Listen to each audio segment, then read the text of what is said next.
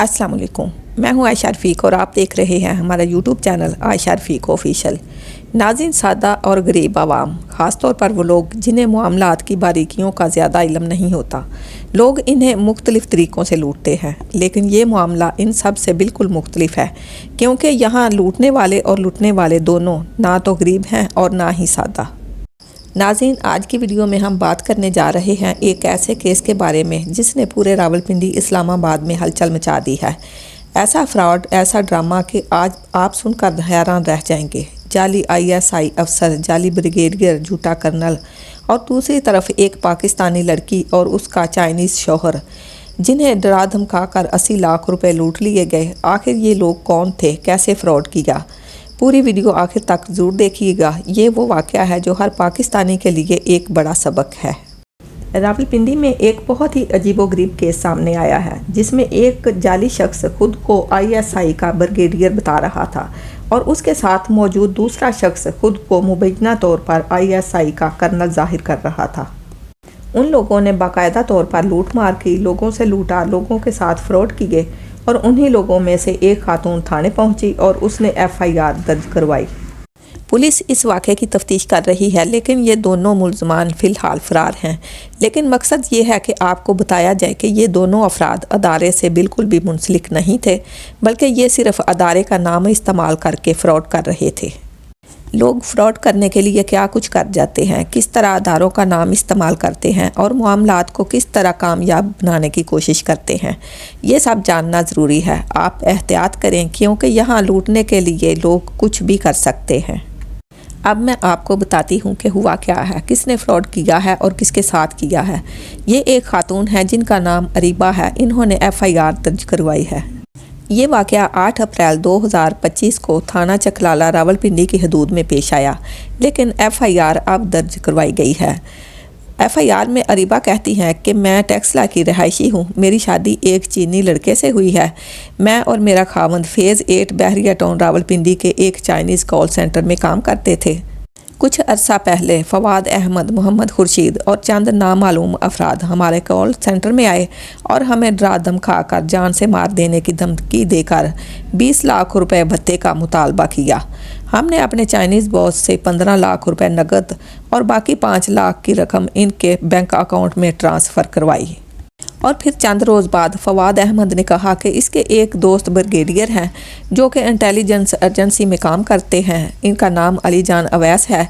इसने कहा कि मैं चाहता हूं कि आप इनसे मुलाकात करें और हर माह इन्हें रकम देते रहें, ताकि आप महफूज रहें, आपको कोई तंग ना करे और आपको कोई नुकसान ना पहुँचाए। मैंने ये सारी सूरत हाल अपने खावंद को बताई। वो लोग मुझे उर्दू में बताते थे और मैं आगे से अंग्रेज़ी में अपने खावंद को समझाती थी और फिर वो चाइनीज़ में अपने बॉस को समझाता था। यूँ 3 जगह से तर्जमा हो रहा था। चाइनीज़ बॉस ने कारोबार बचाने के लिए इस बात पर रजामंदी जाहिर की ताकि हमारे कारोबार को और हमें कोई नुकसान ना पहुँचे। अरीबा कहती है कि 8 अप्रैल 2025 को मैं और मेरे साथ राजा अदनान सागर और राजा मकसूद अहमद चकलाला गैरिजन पहुँचे। फवाद अहमद हमें गेट पर मिला और अंदर एक दफ्तर में ले गया। दफ्तर में अली जान अवैस और मोहम्मद असलम मौजूद थे। इनमें से एक शख्स अपने आप को ब्रिगेडियर अली जान अवैस कह रहा था। इसकी मेज़ पर इंटेलिजेंस एजेंसी की टेबल प्लेट भी रखी हुई थी। एक और शख्स जैद अब्बास अल मारूफ जाकिर अपने आप को कर्नल जाहिर कर रहा था। इन लोगों ने कहा कि आप हमें 50 लाख रुपए दे दें, आइंदा आपको कोई एजेंसी तंग नहीं करेगी। मैंने अपने खाविंद को फ़ोन किया, उसने अपने चाइनीज़ बॉस को बताया और उसने कारोबार चलाने के लिए रजामंदी जाहिर की। यूँ 60 लाख रुपए इनके अकाउंट में ट्रांसफ़र कर दिए गए।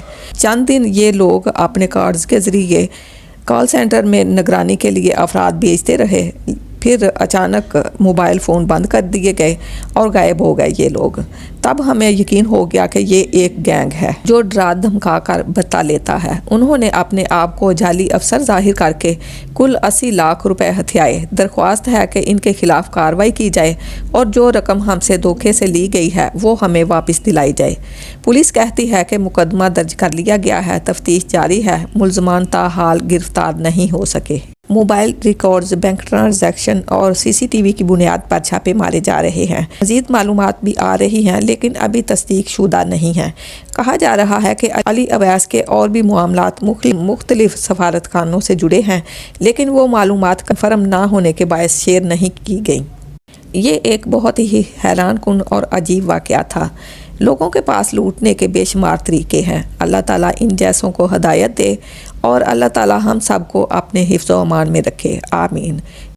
ناظرین، آپ نے پورا واقعہ سنا۔ یہ واقعہ صاف بتاتا ہے کہ آج کل فراڈ کرنے والے لوگوں کے خوف، لا علمی اور اداروں کے نام کو کیسے گھنونے طریقے سے استعمال کرتے ہیں۔ 80 لاکھ روپے، جعلی ISI کا ٹیگ اور آخر میں غائب ہو جانے والا گینگ۔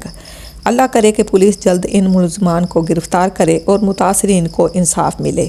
میری آپ سب سے گزارش ہے کہ ہر کال، ہر وزٹ، ہر دھمکی پر فوراً یقین نہ کریں۔ اپنی حفاظت خود کریں، ہوشیار رہیں اور دوسروں کو بھی آگاہ کریں۔ اس کے ساتھ ہی اپنی میزبان عائشہ رفیع کو اجازت دیجیے۔ اللہ حافظ۔